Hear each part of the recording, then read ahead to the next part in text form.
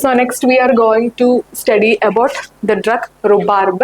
നമ്മുടെ ആന്ത്രോക്വിനോൺ ഗ്ലൈക്കോസൈഡ്സിലെ third drug, അതിന്റെ കമ്മല് നമ്മുടെ കാതോട്ടിക്സിൽ കമ്മിങ് അണ്ടറിൽ വരുന്ന ആന്ത്രോക്വിനോൺ കാതോട്ടിക്സിൽ വരുന്ന തേർഡ് ഡ്രഗ് ആണ് റുബാർബ് എന്ന് പറഞ്ഞാൽ. ഇപ്പൊ റുബാർബ് പഠിക്കുമ്പോൾ നമ്മൾ ഒരു ഓർക്കേണ്ട ഒരു ഫസ്റ്റത്തെ ഒരു കാര്യം എന്ന് പറഞ്ഞു കഴിഞ്ഞാൽ ഒരു 4R ആണ്.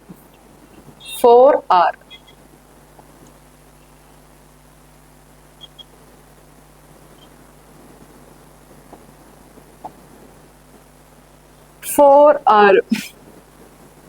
ഇവിടെ എഴുതാം. R R R R 4 R. 4R ആണ് നമ്മൾ ഇതിനകത്ത് പറയാൻ പോകുന്നത്. ഇതിനകത്ത് ഫസ്റ്റത്തെ R ആണ് നമ്മുടെ റുബാർബ്. റുബാർബിന്റെ ഈ R ആണ് നമ്മളെ ആദ്യത്തെ R. ഇനി നമ്മുടെ നെക്സ്റ്റ് R എന്ന് പറഞ്ഞു കഴിഞ്ഞാൽ ഏതാണ്? ഇതിന്റെ ഈ R, നമ്മുടെ റൈസോമിന്റെ R. അതാണ് നമ്മുടെ രണ്ടാമത്തെ R. ഇനി മൂന്നാമത്തെ R എന്ന് പറഞ്ഞു കഴിഞ്ഞാല് ഇത് നമ്മുടെ റൂട്ട്സിന്റെ R. അപ്പം 3 R കഴിഞ്ഞല്ലോ. ഇനി നാലാമത്തെ ഒരു R കൂടി പെൻഡിങ്. ഈ R ആണ് നമ്മുടെ പ്ലാൻ നെയിം. ഈ R റിയം എന്ന് പറയുന്നതിന്റെ R. അങ്ങനെ ഒരു 4 R നമുക്ക് ഓർമ്മയാണ്. അപ്പൊ റുബാർബ് എന്ന് പറയുമ്പോൾ തന്നെ നമ്മൾ ഇങ്ങനെ ഓർത്താൽ മതി. 4R. അതിൽ ഒന്ന് നമ്മുടെ പ്ലാന്റിന്റെ നെയിമാണ് റുബാർബ്. റുബാർബ് എന്ന് പറയുന്ന ആറാണ് ഫസ്റ്റത്തെ R. പിന്നെ രണ്ടും, അപ്പൊ ഇത് പ്ലാന്റ്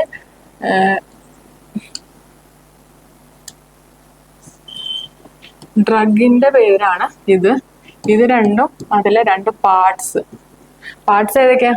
റൈസോംസും റൂട്ട്സും. ഇനി റിയം എന്ന് പറയുന്ന ആ ഒരു പ്ലാന്റിന്റെ ബയോളജിക്കൽ സോഴ്സിലേക്കാണ് ഈ നാലാമത്തെ R. അപ്പൊ റുബാർബ് എന്ന് പറയുമ്പോൾ തന്നെ ഫസ്റ്റ് നിങ്ങൾ 4 R. നമ്പർ 1 എന്ന് പറയുന്നത് റുബാർബ്, അതിന്റെ R, ആ ഒരു നെയിം. രണ്ടാമത്തെയും മൂന്നാമത്തേയും അതിന്റെ 2 പാർട്സ് ആണ്. അതേതൊക്കെയാണ്? റൈസോംസും റൂട്ട്സും. അതും കഴിഞ്ഞു. ഇനി നാലാമത്തെ R, ആ പ്ലാന്റിന്റെ നെയിം റിയം. റിയം എന്ന് പറയുന്നതാണ് നാലാമത്തെ R. അപ്പൊ അങ്ങനെ നമ്മള് പാർട്സും പഠിച്ചു, പ്ലാന്റും പഠിച്ചു. ഇനി ഇതിന്റെ ഫാമിലി എന്ന് പറഞ്ഞാൽ പോളിഗണേസി. അതായത് ഈ റുബാർബ് ഒരു പോളിഗൺ പോലെ ഇരിക്കുന്നു. പോളിഗൺ എന്ന് പറയുമ്പോഴത്തേക്ക് ഒരു സ്ട്രക്ചർ, ഒരു കംപ്ലീറ്റ്ലി കവർ ചെയ്തിട്ടുള്ള ഒരു വലിയ ഇതുപോലത്തെ ഒരു സ്ട്രക്ചർ.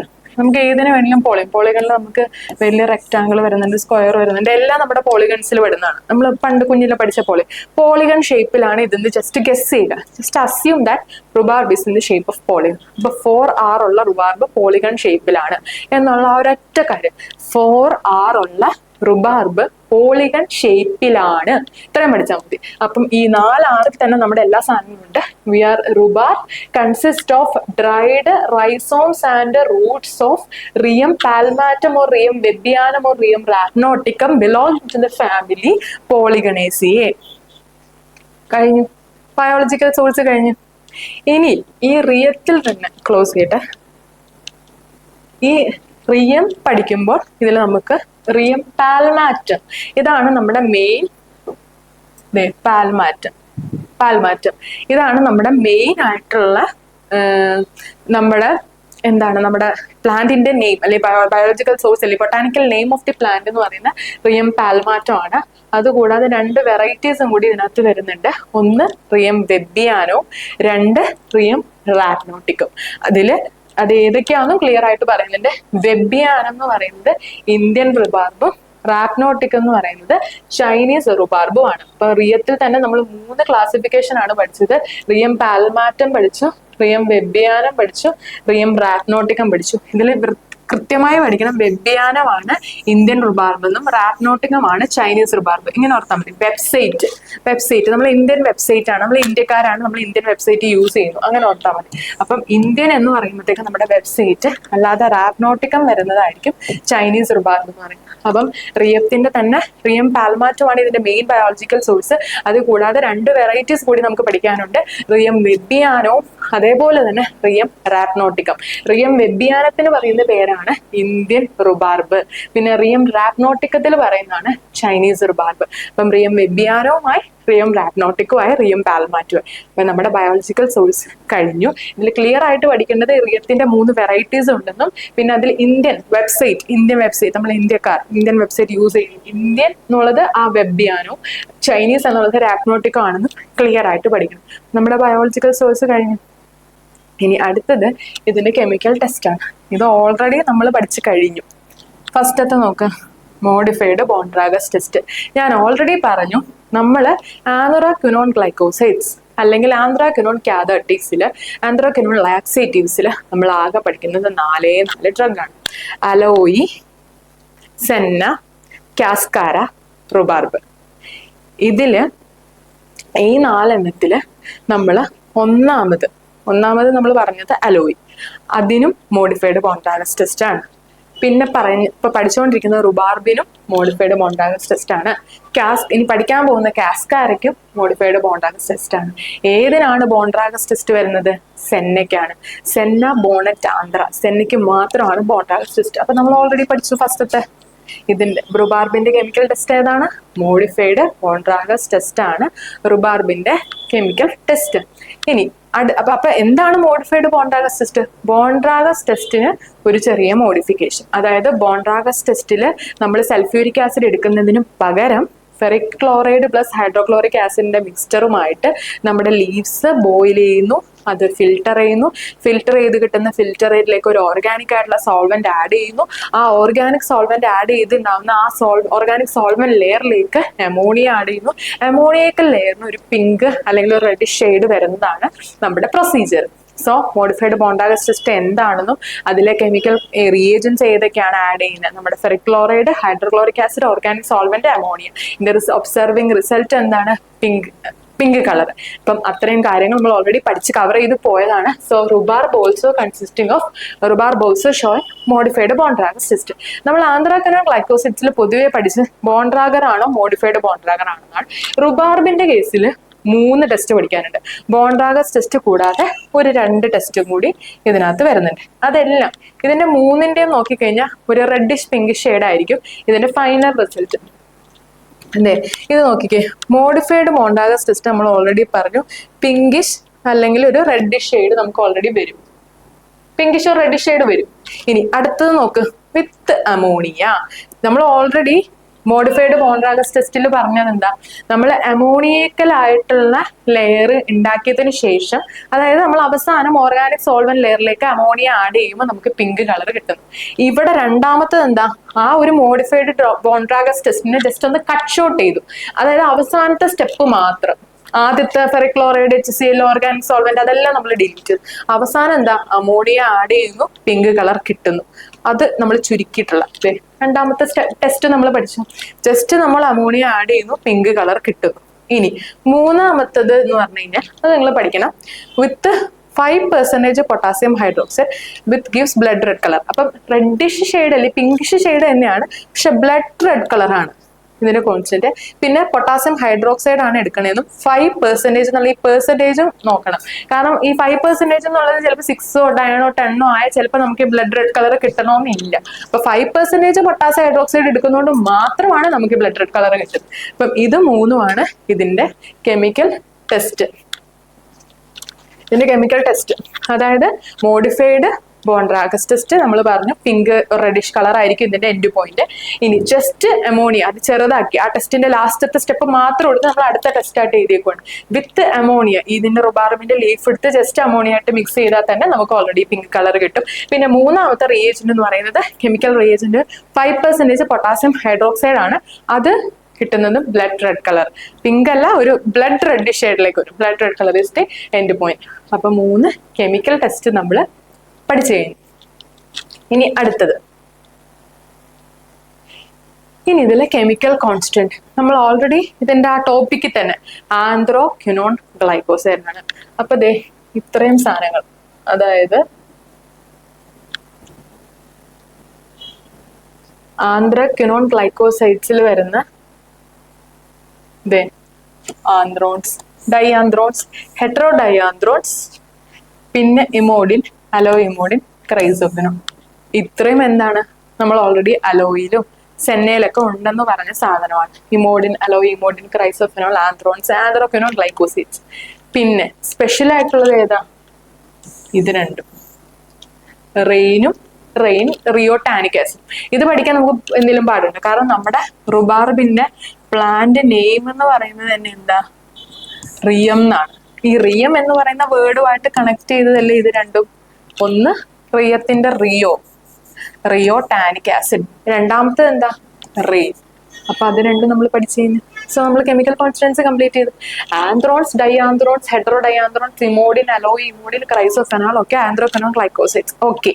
ഇനി എക്സ്ട്രാ വരുന്ന രണ്ട് സാധനം എന്ന് പറഞ്ഞാൽ റെയിനും റിയോ ടാനിക് ആസിഡുമാണ്. അപ്പം അതിൽ റെയിനും റിയോ ടാനിക് ആസിഡും ഈ റിയം, റുബാർബിന്റെ റിയം എന്ന് പറയുന്ന ആ പ്ലാന്റ് നെയിമുമായിട്ട് ലിങ്ക്ഡ് ആണ് ആ വേർഡ്. സോ അതും നമ്മൾ പഠിച്ചു കഴിഞ്ഞു, റെയിനും റിയോ ടാനിക് ആസിഡും. ഇതിൽ തന്നെ ഈ റിയോ ടാനിക് ആസിഡ് കുറച്ചും കൂടി സ്ട്രെസ് ചെയ്ത് പഠിക്കണം. കാരണം എന്താ? നമ്മുടെ റുബാർബിന് ഒരു ആസ്ട്രിൻജന്റ് പ്രോപ്പർട്ടി ഉണ്ട്. അതായത് നമ്മുടെ റുബാർബിന് ഒരു പ്രൊട്ടക്റ്റീവ് ഏജന്റ് പോലെ, ഒരു പ്രൊട്ടക്റ്റീവ് ലെയർ ആയിട്ട് ആക്ട് ചെയ്യാനുള്ള ഒരു പ്രോപ്പർട്ടി ഉണ്ട്, അങ്ങനെ ഒരു യൂസ് ഉണ്ട്. ആ യൂസിന് കാരണം ഈ റിയോ ടാനിക് ആസിഡ് ആണ്. റിയോ ടാനിക് ആസിഡ് ആണ് ഇതിന്റെ ആസ്ട്രിൻജന്റ് പ്രോപ്പർട്ടിക്ക് കാരണം. അപ്പം അതുകൊണ്ട് ഏറ്റവും ഇമ്പോർട്ടന്റ് ആയിട്ട് പഠിക്കേണ്ട സാധനം റെയിനും റിയോ ടാനിക് ആസിഡ്. റിയത്തിന് സ്പെഷ്യലൈസ് ചെയ്യുന്നത് ഇത് രണ്ടുമാണ്. അതിൽ തന്നെ മോസ്റ്റ് ഇമ്പോർട്ടന്റ് ആയിട്ടുള്ളത് റിയോ ടാനിക് ആസിഡ് ആണ്. കാരണം rheotannic acid causes astringency. Okay, അപ്പം കെമിക്കൽ കോൺസ്റ്റൻസും കഴിഞ്ഞു. ഇനി ഇതിന്റെ യൂസ് നോക്ക്. ആന്റി കൊളസ്ട്രീമിക്, അതായത് കൊളസ്ട്രോളിന് എഗെയിൻസ്റ്റ് ആയിട്ട്, നമുക്ക് കൊളസ്ട്രോൾ കൂടിയ സമയത്ത് അത് കുറയ്ക്കാൻ വേണ്ടിയിട്ട്, റെഡ്യൂസിങ് ദ കൊളസ്ട്രോൾ ലെവലിന് വേണ്ടിയിട്ട് നമ്മൾ ഇതൊക്കെ ഉപയോഗിക്കാം. ആന്റി സ്പാസ്മോഡിക്, എന്തെങ്കിലും സ്പാസും പിടുത്തമൊക്കെ വരുമ്പോൾ അതിന് എഗെയിൻസ്റ്റ് ആയിട്ട്. പിന്നെ ആന്റി ട്യൂമർ എന്ന് പറഞ്ഞു കഴിഞ്ഞാൽ നമുക്ക് ട്യൂമേഴ്സിനൊക്കെ അങ്ങനെ ട്രീറ്റ് ചെയ്യുന്നുണ്ട്. പിന്നെ ലാക്സേറ്റീവ് ഇതിന്റെ മെയിൻ പർപ്പസ്. അപ്പം റുബാർബിന്റെ 4 യൂസ്: കൊളസ്ട്രോളിന് എഗെയിൻസ്റ്റ് ആയിട്ട്, സ്പാസത്തിന് എഗെയിൻസ്റ്റ് ആയിട്ട്, ട്യൂമറിന് എഗെയിൻസ്റ്റ് ആയിട്ട്, പിന്നെ laxative property. That's all about rhubarb. അപ്പം ഒന്നും കൂടി റുബാർബ് ഒന്ന് റിവീൽ ചെയ്ത് ഈസി ആയിട്ട് പറഞ്ഞു തരാം. റുബാർബ് എന്ന് പറയുമ്പോൾ എളുപ്പമാണ്. നമ്മൾ ആന്ത്രോക്വിനോൺ ഗ്ലൈക്കോസൈഡിലെ 3rd ഡ്രഗ് ആണ് റുബാർബ് എന്ന് പറയുന്നത്. റുബാർബിൽ നമ്മൾ 4 R ആണ് ഓർക്കേണ്ടത്, 4 R.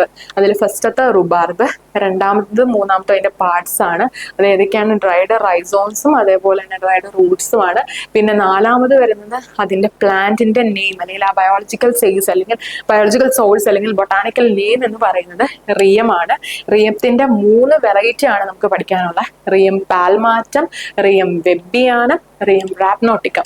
ഇതിൽ റിയം വെബിയാനം എന്ന് പറയുന്നത് ഇന്ത്യൻ റുബാർബാണ്. റിയം റാപ്നോട്ടിക്കം എന്ന് പറയുന്നത് ചൈനീസ് റുബാർബാണ്. ഇതൊരു പോളിഗൺ ലൈക്ക്, അതായത് ഇതിന്റെ ഫാമിലി എന്ന് പറയുന്നത് പോളിഗനേസിയാണ്. That is it biological source of rhubarb. Next അതിന്റെ കെമിക്കൽ ടെസ്റ്റ് ആണ്. നമ്മൾ പഠിക്കുന്നത് ആന്ത്രോക്വിനോൺ കാഥോട്ടിക്സിനെ പറ്റിയിട്ടാണ്. അപ്പം സെന്ന ഒഴിച്ച് വരുന്ന എല്ലാത്തിലും മോഡിഫൈഡ് ബോൺഡ്രാഗസ് ടെസ്റ്റ് ആണ്. സോ റുബാർബിന്റെ ഐഡന്റിഫിക്കേഷൻ ടെസ്റ്റ് എന്ന് പറയുന്നത് മോഡിഫൈഡ് ബോൺഡ്രാഗസ് ടെസ്റ്റ് ആണ്.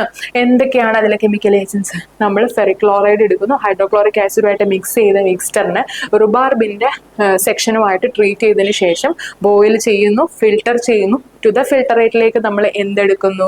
ഓർഗാനിക് സോൾവെന്റ് ആഡ് ചെയ്യുന്നു. ഓർഗാനിക് സോൾവെന്റ് ലെയർ സെപ്പറേറ്റ് ചെയ്യുന്നു, അമോണിയ ആഡ് ചെയ്യുന്നു. അമോണിയക്കൽ ലെയറിന് ഒരു പിങ്ക് കളർ കിട്ടുന്നു. That is the end point. ആ അവസാനത്തെ സെന്റൻസ് മാത്രം നമ്മൾ രണ്ടാമതൊരു ടെസ്റ്റ് ആയിട്ട് എഴുതിയേക്കുവാണ്. ഈ മോഡിഫൈഡ് ബോൺഡ്രാഗസ് ടെസ്റ്റ് ചെയ്യാതെ വെറുതെ റുബാർബിന്റെ സെക്ഷൻ ഡയറക്റ്റ് അമോണിയ ആയിട്ട് ട്രീറ്റ് ചെയ്താൽ നമുക്ക് എന്ത് കിട്ടും? പിങ്ക് കളർ കിട്ടും. പിന്നെ വിത്ത് 5% പൊട്ടാസ്യം ഹൈഡ്രോക്സൈഡ് ആയിട്ട് ട്രീറ്റ് ചെയ്ത് കഴിയുമ്പോൾ നമുക്കൊരു ബ്ലഡ് റെഡ് കളർ കിട്ടും. ഇതിൽ മോഡിഫൈഡ് ബോൺഡ്രാഗസ് ടെസ്റ്റ് എന്ന് മാത്രമാണ് എഴുതിയിട്ടുള്ളൂ. ഇതിന്റെ പ്രൊസീജിയറും റിയേജൻസ് ഒക്കെ നമ്മൾ പഠിക്കണം. പിന്നെ ഇത് ഇങ്ങനെ മാത്രം എഴുതി നമ്മൾ ഇതിന് മുന്നേ പഠിച്ച അലോയിലും എല്ലാത്തിലും കോമൺ ആയിട്ട് നമ്മൾ ഈ സെയിം പ്രൊസീജിയർ തന്നെയാണ്. അപ്പൊ അതുകൊണ്ട് എടുത്ത് പറഞ്ഞില്ല എന്നുള്ളൂ. മോഡിഫൈഡ് ബോൺഡ്രാഗസ് ടെസ്റ്റ് എന്ന പേര് മാത്രം പഠിച്ചാൽ പോരാ, അതിന്റെ ഫുൾ ഡീറ്റെയിൽസും പഠിക്കണം. ഇനി ഇതിന്റെ കെമിക്കൽ കോൺസ്റ്റൻസ്. ഒരു ആന്ത്രോക്വിനോൺ ഗ്ലൈക്കോസൈഡ് എന്ന് പറയുമ്പോൾ അതിൽ വരുന്നതാണ് ആന്ത്രോൺസ്, ഡൈആന്ത്രോൺസ്, ഹെട്രോഡൈആന്ത്രോൺസ്, ഇമോഡിൻ, അലോ ഇമോഡിൻ, ക്രൈസോഫെനോൾ. പിന്നെ റിയം, നമ്മുടെ റുബാർ, അതിന് സ്പെഷ്യൽ ആയിട്ടുള്ളതാണ് റെയിൻ, റിയോടാനിക് ആസിഡ്. അതിൽ ഏറ്റവും സ്പെഷ്യൽ റിയോടാനിക് ആസിഡ് എന്ന് പറയുന്ന ആസിഡ് ആണ്. വൈ? ബിക്കോസ് റുബാർബിന്റെ ആസ്ട്രിഞ്ചന്റ് പ്രോപ്പർട്ടിക്ക് റിയോടാനിക് ആസിഡ് ആണ് റെസ്പോൺസിബിൾ ആയിട്ടുള്ളത്. ഇനി ഈ റുബാർബിന് ആസ്ട്രിഞ്ചന്റ് പ്രോപ്പർട്ടി കൂടാതെ നമ്മൾ ഹെഡിങ്ങിൽ പറഞ്ഞ പോലെ ലാക്സേറ്റീവ് പ്രോപ്പർട്ടി കൂടാതെ 3 പ്രോപ്പർട്ടീസ് കൂടി വരുന്നുണ്ട്. കൊളസ്ട്രോളിനെ റെഡ്യൂസ് ചെയ്യാനും സ്പാസത്തിനെതിരായിട്ടും ട്യൂമേഴ്സിന് അഗെയിൻസ്റ്റ് ആയിട്ട് ആൻറ്റി ട്യൂമർ ആയിട്ടും ആക്ട് ചെയ്യും. That's all about rhubarb. So next നമ്മുടെ ലാസ്റ്റത്തെ ഡ്രഗ് നമ്മുടെ ആന്ത്രോക്വിനോൺ കാതർട്ടിക്സിലെ ആന്ത്രോക്വിനോൺ ഗ്ലൈക്കോസൈഡ് കണ്ടെയ്നിങ് ആയിട്ടുള്ള കാതർട്ടിക് ഫംഗ്ഷൻ അല്ലെങ്കിൽ ലാക്സേറ്റീവ് അല്ലെങ്കിൽ പർഗേറ്റീവ് ഫംഗ്ഷൻ ഉള്ള ലാസ്റ്റത്തെ ഡ്രഗ് എന്ന് പറയുന്ന കസ്കാര ബാർക്ക്. ഇത് കസ്കാര എന്ന് പഠിച്ചാൽ പോരാ, കസ്കാര ബാർക്ക് എന്ന് തന്നെ പഠിക്കണം. എന്നാലാണ് നമുക്ക് അതിലുള്ളത് ബാർക്കാണ്, നമുക്ക് വേണ്ട സാധനം ബാർക്കാണ്, നമ്മൾ എടുക്കുന്ന പാർട്ട് ബാർക്കാണെന്ന് നമുക്ക് അറിയാൻ പറ്റുള്ളൂ. അതായത് അതിന്റെ ആ തൊലി, സ്റ്റെമ്മിന്റെ ആ വുഡിന്റെ ഔട്ടർ പോർഷൻ ആണ് നമ്മൾ എടുക്കുന്നത്, അതിനാണ് നമ്മൾ ബാർക്ക് എന്ന് പറയുന്നത്. അപ്പം കസ്കാര നമുക്ക് ഈ എനിക്ക് തോന്നുന്നു നമ്മൾ വേറെ സിന്നമൺ ബാർക്ക്, കാസിയ ബാർക്ക്, അങ്ങനെ നമുക്ക് ചുരുക്കം ചില ഡ്രഗ്സേ നമ്മുടെ ഫാർമക്കോഗ്നോസിയിൽ നമ്മൾ മൊത്തം പഠിക്കുമ്പോൾ ബാർക്കായിട്ട് പഠിക്കാനുള്ളൂ. അപ്പം ഇതിൽ ബാർക്കായിട്ട് പഠിക്കുന്നത് ബാർക്ക് എന്ന് തന്നെ പറഞ്ഞു പഠിക്കണം. കാരണം ബാക്കി നമ്മൾ കുറെ സീഡ്സ്, ലീവ്സ്, റൂട്ട്സ്, സ്റ്റെമ്മ് അങ്ങനെ കുറെ നമ്മൾ കവർ ചെയ്യുന്നുണ്ട്.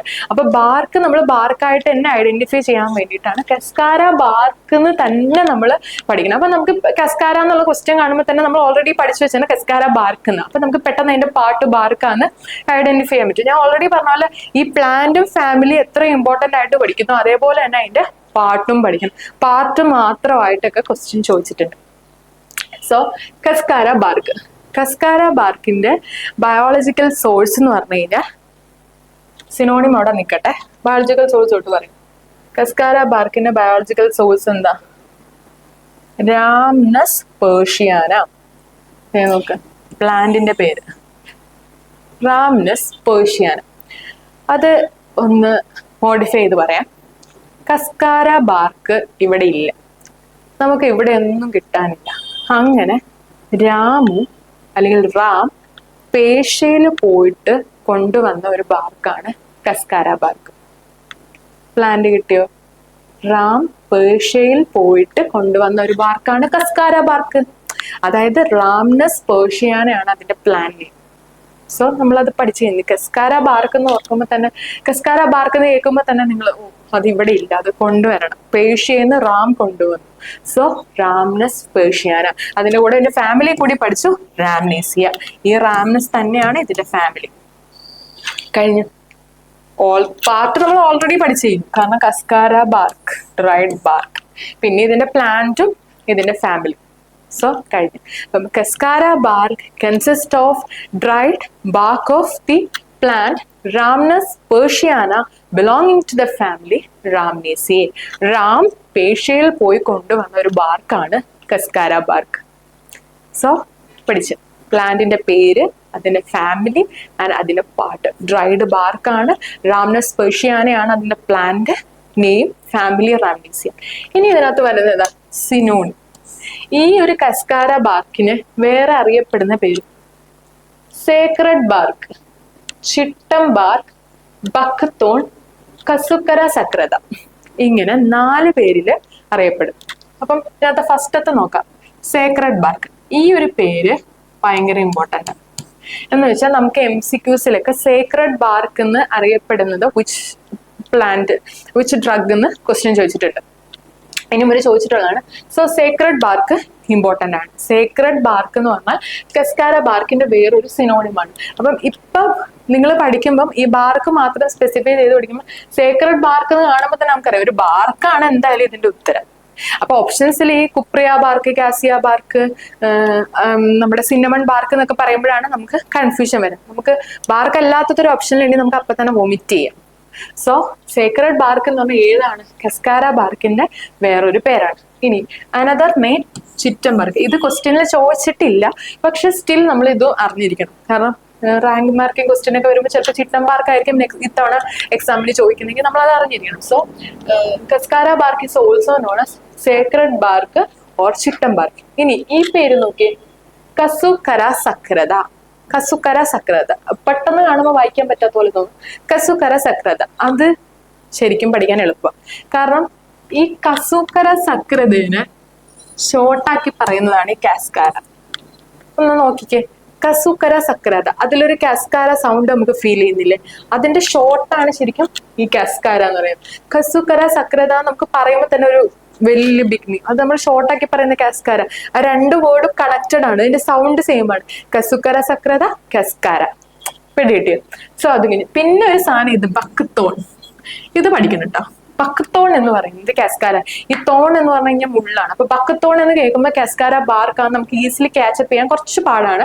അപ്പൊ അതുകൊണ്ട് ബക്കത്തോൺ എന്ന് പറയുന്നതാണ് നമ്മുടെ കെസ്കാര ബാർക്ക്. ഇത് എന്തായാലും ബൈഹാർട്ട് ചെയ്യണം. ബാക്കിയെല്ലാം നമ്മൾ കണക്ട് ചെയ്ത് ഓൾറെഡി പഠിച്ചു കഴിഞ്ഞു. അപ്പൊ സിനോണിമും കഴിഞ്ഞു. കെസ്കാര ബാർക്കിന്റെ സിനോണിം എന്ന് പറയുന്നത് സേക്രഡ് ബാർക്കാണ്, ഇമ്പോർട്ടന്റ് ആണ്. ഇതിന് മുന്നേ MCQs ചോദിച്ചിട്ടുണ്ട്. പിന്നെ ചിറ്റം ബാർക്ക്, പിന്നെ ബക്കത്തോൺ, പിന്നെ കസുക്കര സക്രത. ഇത് 4 ഇതിന്റെ സിനോണിം വരുന്നത്. ഇനി നെക്സ്റ്റ് ഇതിന്റെ കെമിക്കൽ കോൺസ്റ്റിറ്റ്യുവൻസ് എന്തൊക്കെയാണ്, ഇതിന്റെ കെമിക്കൽ കമ്പോസിഷൻ എന്നാണ് പറയുന്നത്.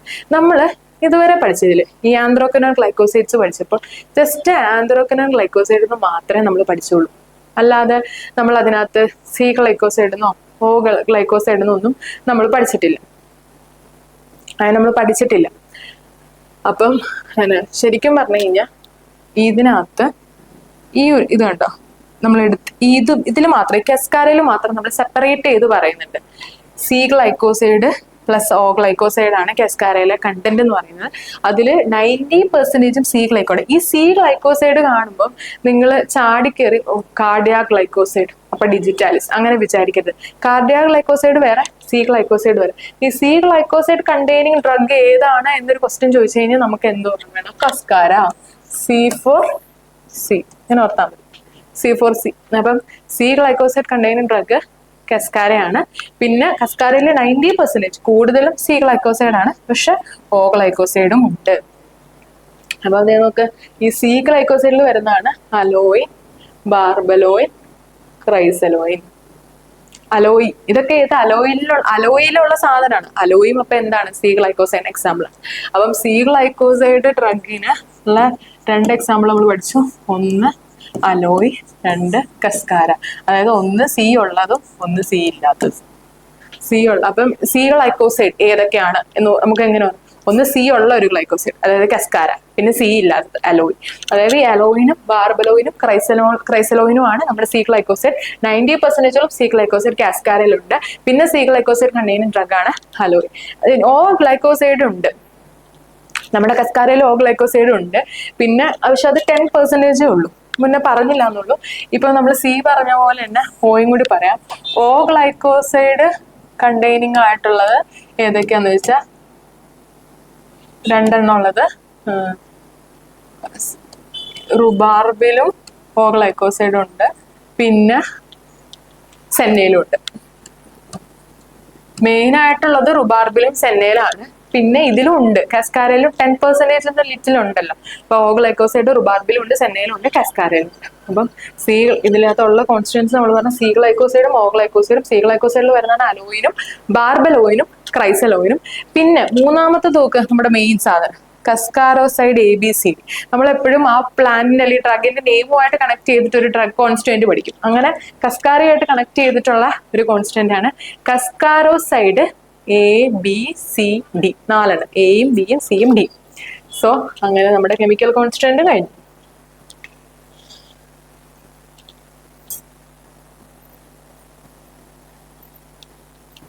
സോ ഒന്നും കൂടി പറയാം. കെമിക്കൽ കോൺസ്റ്റൻസ് എന്ന് പറയുമ്പോൾ കസ്കാര ബാർക്ക് എന്ന് പറയുന്ന വേർഡുമായിട്ട് റിലേറ്റ് ചെയ്തിട്ടുള്ളതാണ് കസ്കാരോസൈഡ്. കസ്കാരോസൈഡിന്റെ തന്നെ 4 വരുന്നുണ്ട്. കസ്കാരോസൈഡ് A വരുന്നുണ്ട്, കസ്കാരോസൈഡ് B വരുന്നുണ്ട്, കസ്കാരോസൈഡ് C വരുന്നുണ്ട്, കസ്കാരോസൈഡ് Dയും വരുന്നുണ്ട്. പിന്നെ 90% ഇതിലുള്ള C ഗ്ലൈക്കോസൈഡ് ആണ്. 10% മാത്രമാണ് O ഗ്ലൈക്കോസൈഡ് ഉള്ളത്. C ഗ്ലൈക്കോസൈഡിൽ ഉള്ളതാണ് അലോയിനും ബാർബലോയിനും ക്രൈസലോയിനും. ഇതെല്ലാം അലോയിലുള്ളതാണ്. അലോയും ഒരു C ഗ്ലൈക്കോസൈഡ് കണ്ടെയ്നിങ് ഡ്രഗിന് എക്സാമ്പിൾ ആണ്. O ഗ്ലൈക്കോസൈഡ് കണ്ടെയ്നിങ് ഡ്രഗിനുള്ള വേറെ എക്സാമ്പിൾസ് ആണ് റുബാർബും സെന്നയും. സോ നെക്സ്റ്റ് ഇതിന്റെ കെമിക്കൽ കോൺസ്റ്റൻസ്. ഫസ്റ്റ് നോക്ക്, it gives red colour with 5% potassium hydroxide solution. അതാണ് ആദ്യത്തെ ടെസ്റ്റ്. നമ്മൾ 5% പൊട്ടാസ്യം ഹൈഡ്രോക്സൈഡ് സൊല്യൂഷൻ എടുക്കുന്നു. നമ്മൾ ഇതിന് മുന്നേ പഠിച്ച നമ്മുടെ റുബാർബില് ഓൾറെഡി നമ്മൾ അത് ഡിസ്കസ് ചെയ്തു. റുബാബ് പഠിപ്പിച്ച് നമ്മൾ നോക്കിയേ, വിത്ത് 5% potassium hydroxide blood red colour. ഇതേ ടെസ്റ്റ് തന്നെയാണ് നമ്മളിപ്പം കസ്കാരയിൽ പറഞ്ഞത്. അതായത് it gives red colour with 5% potassium hydroxide. അപ്പൊ 5% പൊട്ടാസ്യം ഹൈഡ്രോക്സൈഡ് സൊല്യൂഷൻ ആഡ് ചെയ്യുമ്പോൾ റെഡ് കളർ കിട്ടുന്ന രണ്ടെണ്ണം ഏതൊക്കെയാണ്? ഇപ്പൊ നമ്മൾ അവസാനം പഠിച്ച റുബാർബും കാസ്കാരയും. അതായത് 5% റുബാർബും കാസ്കാരയും. ഓക്കെ, ഈ ലാസ്റ്റത്തെ രണ്ടെണ്ണമാണ് നമ്മുടെ ഇതുമായിട്ട്. ഇപ്പൊ ഇത് പറഞ്ഞപ്പോ ഞാൻ ഓർക്കാണ്, ഈ ഒരു സെക്ഷനിൽ ഇത് നിങ്ങൾക്ക് കൺഫ്യൂഷൻ വേണ്ടട്ടെ. ഈ ഓ ഗ്ലൈക്കോസൈഡ് എന്ന് പറയുമ്പോൾ നിങ്ങൾ ORS ഓർത്താൽ മതി. ORS, ഓ ഗ്ലൈക്കോസൈഡ് കണ്ടെയ്നിങ് ഡ്രഗ്സ്. ഓ റുബാർബ് കാസ്കാര. കസ്കാര എന്ന് പറയുമ്പോൾ ഒരു C ആണ് വന്ന് ORS എന്നുള്ള പോലെ ഓർത്താൽ മതി. ഇത് നമുക്ക് അങ്ങനെ സിലബസ് ബേസ് അങ്ങനെ ക്വസ്റ്റ്യൻ ചോദിച്ചിട്ടില്ല. ഇനി കൺഫ്യൂഷൻ ആവാതിരിക്കാൻ വേണ്ടിയിട്ട് ക്ലിയർ ആയിട്ട് പറഞ്ഞതുള്ളൂ. എന്തായാലും കസ്കാര ബാർക്കിന്റെ കെമിക്കൽ കോൺസ്റ്റിറ്റ്യുവൻസ് നോട്ട് ചെയ്ത് വെക്കാം. ഇനി നമ്മുടെ കെമിക്കൽ ടെസ്റ്റിലേക്ക് കിടക്കുമ്പോൾ 5% പൊട്ടാസ്യം ഹൈഡ്രോക്സൈഡ് വെച്ചിട്ടുള്ള ടെസ്റ്റ് ഓൾറെഡി നമ്മൾ പഠിച്ചു. ഏതില്? റുബാർബില്. ആ സെയിം ടെസ്റ്റ് തന്നെ റിപ്പീറ്റ് ചെയ്യുവാണ് ഏതില്? കസ്കാരയിൽ. ഇനി രണ്ടാമത് പറയുന്ന ടെസ്റ്റ് ഏതാ? Modified Borntrager's test.